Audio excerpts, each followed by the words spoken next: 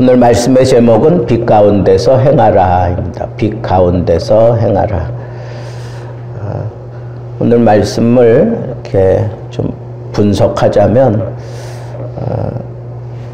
우리는 주 안에서 빛이라 그렇게 얘기할 수 있습니다. 우리가 주 안에서 빛이다 이거예요. 그렇기 때문에 우리를 빛이라고 그렇게 선언을 하셨기 때문에 너희가 빛이라면 빛의 자녀들처럼 행하라. 빛의 자녀들처럼. 그러니까 우리가 주 안에서 빛이라는 존재라면 빛의 자녀, 빛으로 말미암아 살아가는 그 삶의 모습은 이래야 된다라고 하는 측면에서 빛의 자녀처럼 행하라 그렇게 말씀을 한 거죠. 이 빛은 이 죄악 세상과 대조된 하나님 나라를 의미하는 거죠. 그러면 성경은 하나님이 빛이라고 말씀하셨고 하나님의 권위와 영광과 거룩하심 그리고 인간에게 자신을 나타내시는 계시, 하나님을 우리에게 보여주시는 그 계시, 그 진리를 빛이다라고 그렇게 설명하고 있는 것들을 우리가 종합해 보면 하나님의 자녀가 된 성도들은 하나님의 구원의 은혜 속에서 복음에 합당한 삶을 살기 위해서 결단하고 힘쓰므로 인해서 비로소 구원의 역사가 온전히 내 안에서 내 삶 속에서 이루어지는 것을 체험하게 된다는 그런 결론에 이르게 되는 겁니다. 그렇다면 우리가 빛의 자녀들처럼 행한다 하는 얘기는 한마디로 얘기하면 세상처럼 살지 말라는 거예요.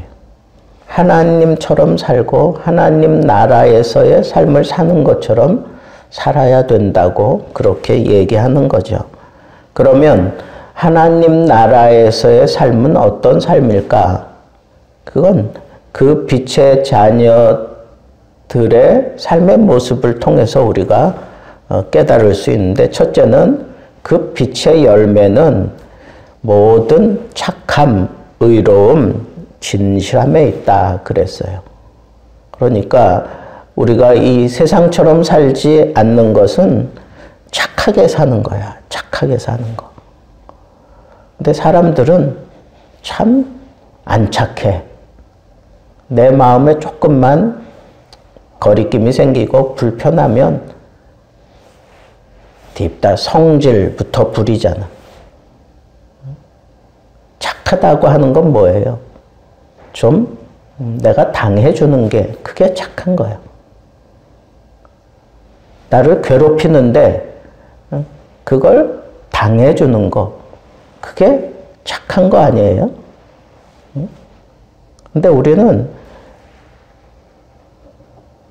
나를 힘들게 하고 나를 괴롭게 하고 나를 불편하게 하면 만큼도 가차가 없어. 그냥 총 나간다, 칼 나간다 그러면서 되갚아줘야만 그냥 이 직성이 풀리나 봐. 그런 삶의 모습은 그건 빛의 자녀들의 삶이 아니에요. 우리는 좀 착하게 살아야 돼. 누가 봐도 아, 저 사람은 참 착해. 저 사람은 참 착해. 그래서 곁에 있고 싶어. 내 곁에 두고 싶어. 저 사람과 함께 걸어가고 싶어. 저 사람과 얘기해보고 싶어. 내가 힘들고 어려울 때 저 사람에게 가면 그냥 숨을 쉴 수 있을 것 같아. 뭐 산소, 호흡기 달아서 그냥 흥분된 마음을 그렇게 잔잔하게 만들어 놓는 것과 같은 그런 산소가 막 넘쳐나는 그런 삶을 사는 사람들이 그런 사람들이 착한 사람들이에요. 근데 이 착하다라고 하는 그 상징적인 의미는 그냥 당해주는 거예요. 당해주는 거.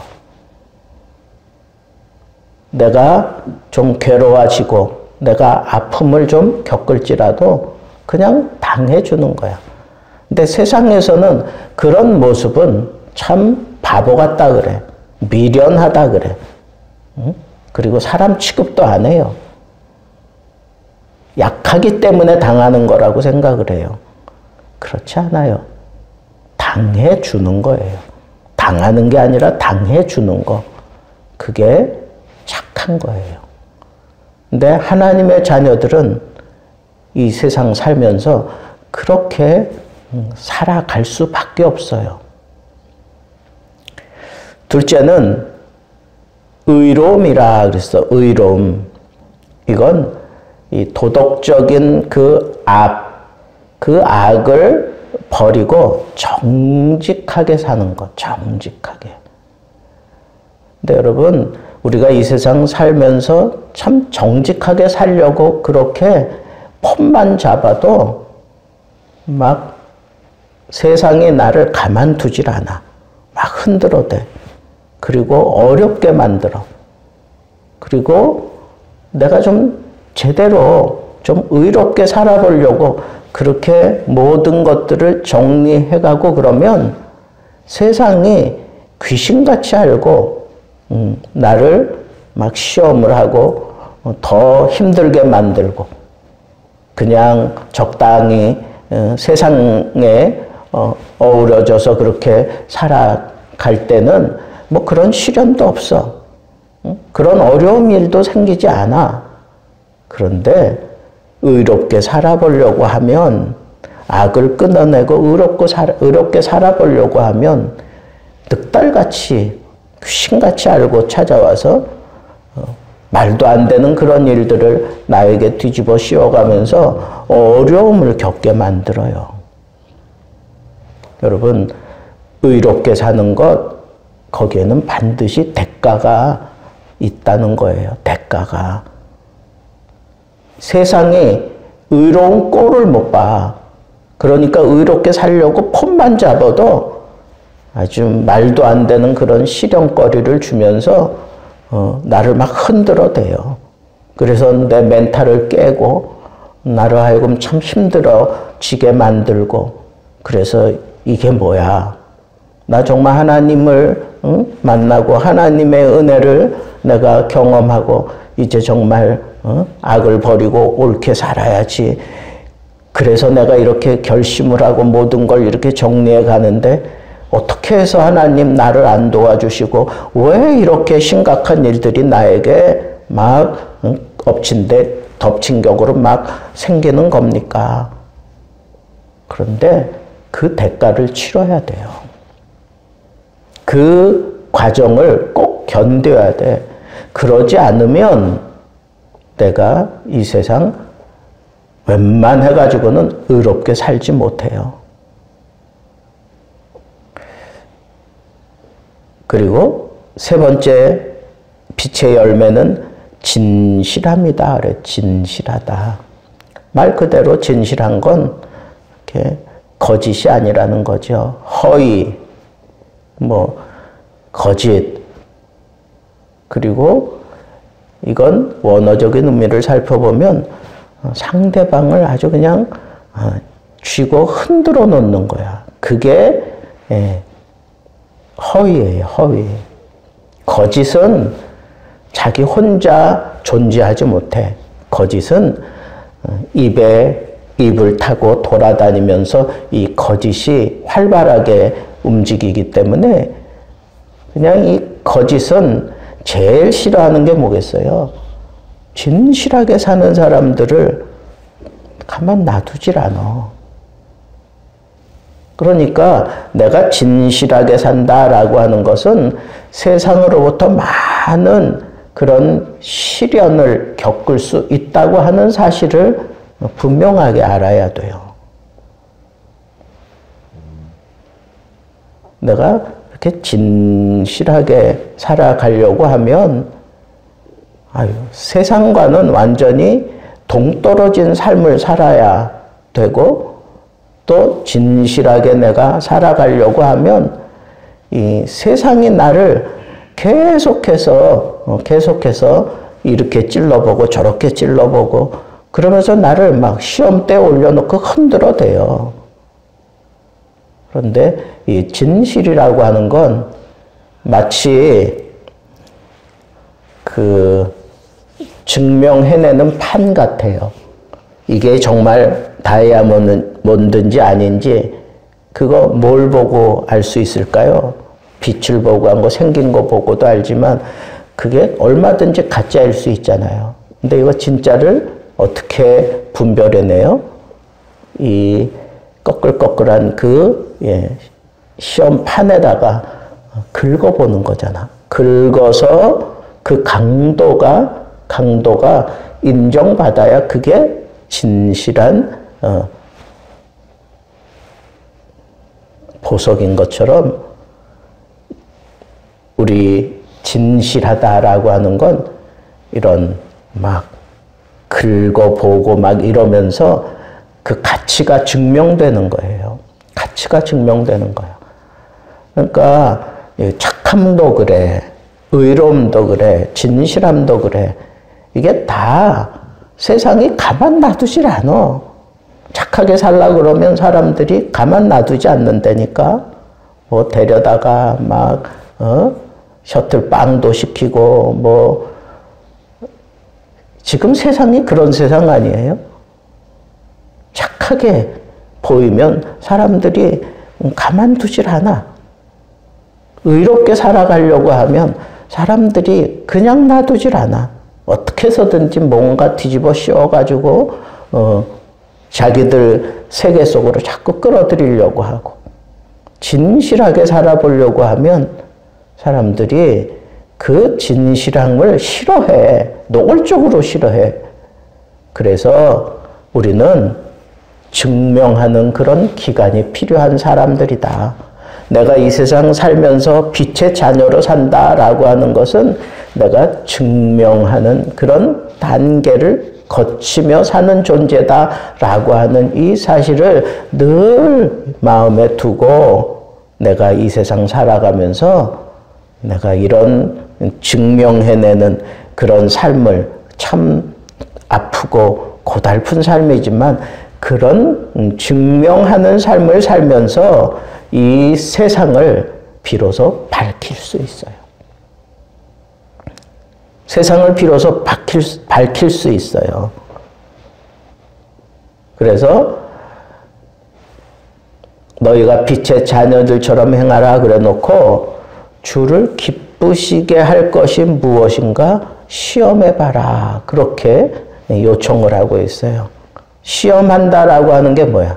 그게 바로 증명한다. 입증한다. 뭐 그런 의미예요. 그러니까 우리들 자신은 하나님 앞에서 늘 이렇게 증명해내는 그런 존재임을 인식하고 살아야 돼요. 그래서 무엇을 증명할 것인가? 이거. 무엇을 증명할 것인가? 뭐 간단해요. 내가 이렇게 행동함으로 인해서 하나님을 기쁘시게 하는 삶을 내가 살아가고 있는가? 세상 사람들처럼 똑같이 그렇게 살아간다면 하나님이 기뻐하시지 않아요. 세상에서 좀 손가락질 당하고 시험을 당하고 억울한 일 당하지만 그렇지만 우리는 진실함을, 의로움을, 그리고 착함을 잊지 않고 그걸 지켜내는 그런 모습으로 살면서 시험하는 거야. 자기 자신을 그렇게 분별해내는 거.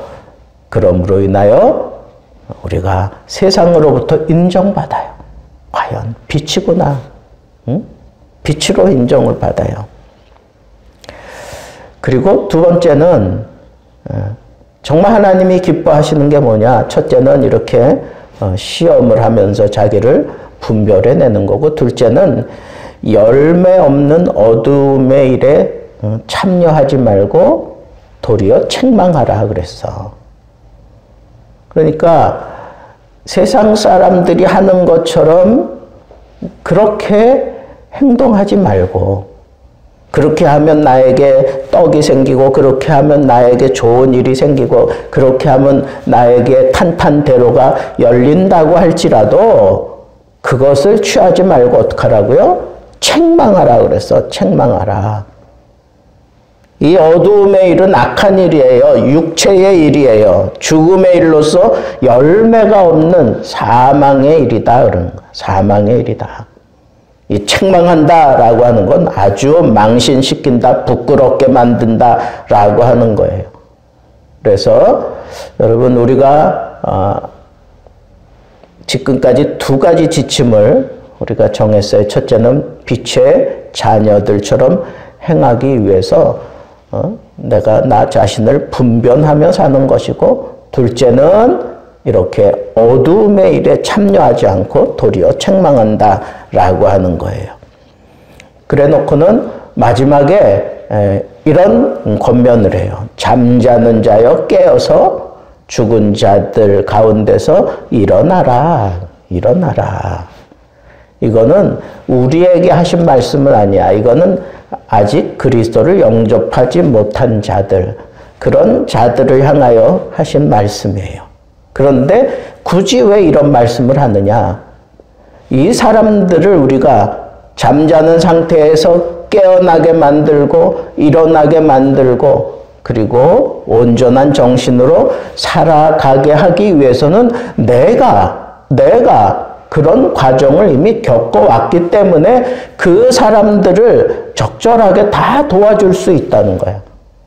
이 사람이 지금 자고 있는 건지, 이 사람을 지금 흔들어 깨워야 될 건지, 이 사람들이 지금 죽은 자들과 함께 살아가고 있는 그런 상황을 정확하게 보고, 그리고 더 이상 늦어지지 않도록 일어나게 만들어주는 그런 삶을 살아가는 것, 그것이 바로 빛의 자녀들로서의 삶의 자세다 하는 거예요. 예수 그리스도를 만나고 그리스도로 말미암아 사람들이 깨어나는 거예요. 그리고 죽은 자 가운데서 일어나는 거예요. 그러면 우리는 그런 사람들을 우리가 그리스도 앞으로 온전히 인도해서 이 어두움의 자식들이 빛의 자녀들이 되도록 우리가 적절하게 그 사람들을 도와주는 그런 삶을 살라고 우리에게 빛의 자녀로 우리에게 빛을 주셨다는 거야. 빛을 주셨다. 그러니까 이 빛을 어디다 쓸 것인가? 바로 이 어두움의 영에 사로잡힌 자들을 그리스도 앞으로 인도해서 그리스도를 만나 깨어나게 만드는 그런 삶을 살아갈 수 있도록 그렇게 우리의 삶의 목적을 정하고 제대로 살아라 하는 거예요. 그게 빛의 자녀들처럼 행하는 거예요. 오늘 말씀은 간단합니다. 빛의 자녀는 어떤 사람인가? 그리고 이 빛의 자녀들은 어떤 모습으로 살아야 할 것인가? 이런 말씀들을 우리가 마음에 잘 담고, 여러분들이 빛의 자녀이기 때문에 우리 하나님은 기대하셔요. 빛은 정복력이 아주 강해요. 어둠을 밝히는 그런 정복력이 있잖아요. 이건 하나님이 우리를 빛이라고 그렇게 말씀하시는 건 이렇게 세상을 정복하며 살라고 우리에게 요청하시는 거예요. 그런 정복하는 그런 힘 있는 삶을 살아가기 위해서 우리 아이덴티티를 잘 알아야 돼요. 나는 빛의 자녀예요. 우리는 빛의 자녀로서의 열매를 맺으며 살아야 되고, 그 열매가 맺혀지기까지 우리는 이렇게